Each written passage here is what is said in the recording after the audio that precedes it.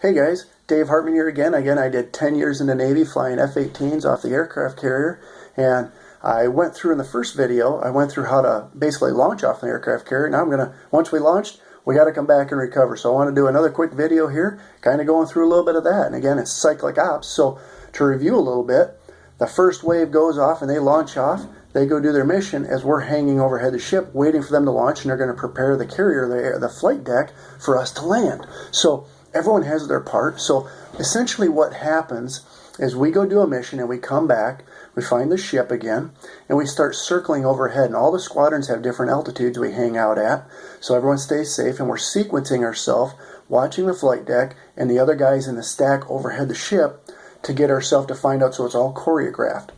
And rough estimates, they can launch aircraft in about 30 to 45 seconds, sometimes a minute. So they can launch a lot of aircraft in a short period of time. And they can also land aircraft in about 30 to 45 seconds, sometimes a minute if things get a little bit slower. Now here's the cool part. We do what's called, or we try and do, zip lip, which means no one says anything.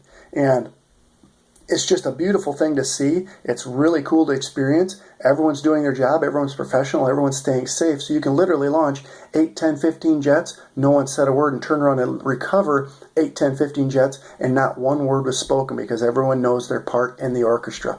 And it's really super fun, and it's really cool. And it just takes your breath away when you kind of start thinking about it.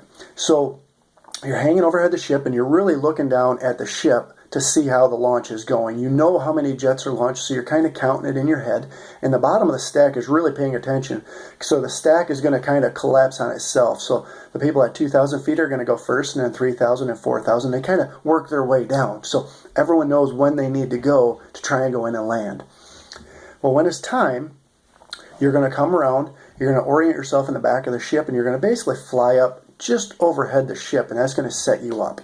And in general, most of our speeds, we come in at 350 knots, which is probably close to 400 miles an hour, or faster. Some of us like to go a little bit faster, but 350 is what we're supposed to do. So we're coming in there, and we're timing the launch cycle. So we're basically, so essentially, as soon as that last jet launches, the deck has enough time to button it up, get it ready for landing, and then that jet's coming around the corner to land.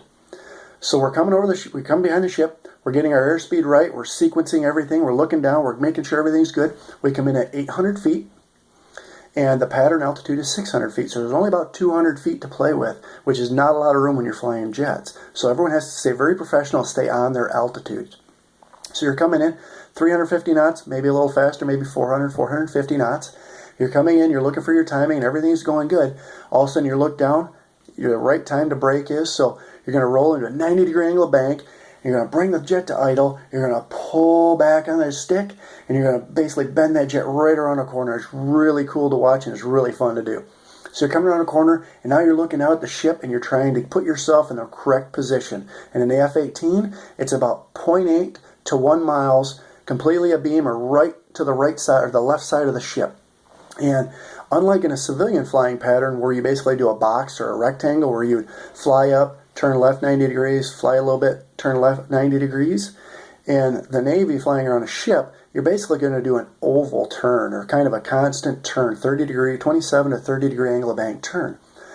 So you went from 800 feet in the brake, you're going to lower yourself down to 600 feet pattern altitude, you're looking for your correct sequence to the back of the ship, and then you start that turn. Now you're all instrumentation. Everything is looking in your cockpit, and you need to take a little peek out the jet to see how you're doing. Because if you're on your numbers, you're going to end up in the right spot. And if you're not, things go bad real fast.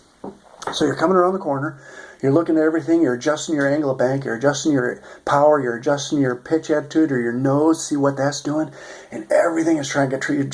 You're just struggling to keep that jet exactly where you need it to do. You're taking little peeks out there, and now you're looking, okay, you got to roll wings level, get on lineup, and now you're transitioning to what we call the ball, or the meatball, and that's the correct attitude coming down. And what that does is it gives you the right glide slope. So you land the jet at the perfect spot on the flight deck. And on the F-18 and really all Navy jets, there's a hook that hangs out the back. And what you're doing, you're trying to hook the arresting cable on the flight deck. And that's what's going to stop you. The brakes are not strong enough to stop you in about 200 feet. the flight deck. So you're just working your butt off, and it's about 15 to 18 seconds of sheer terror and exhilaration at the same time. And when you come down and you land, you're going to fly that meatball all the way down. You're coming down, you're correcting. You're just struggling, trying to keep everything on as perfect as you can. And as soon as you touch down, you slam down, you basically crash down on the flight deck, you just fall forward. Your left hand goes forward trying to bring the engines up to full military power in case something happens and you have to go flying again. Your engines are ready to go.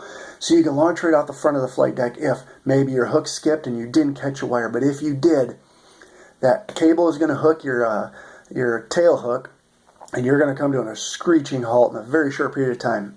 In fact, it's so forceful that my coke fittings that hook me up to the jet on my shoulder blades, I would get bruises after every trap because it just forced me forward so hard and so violently.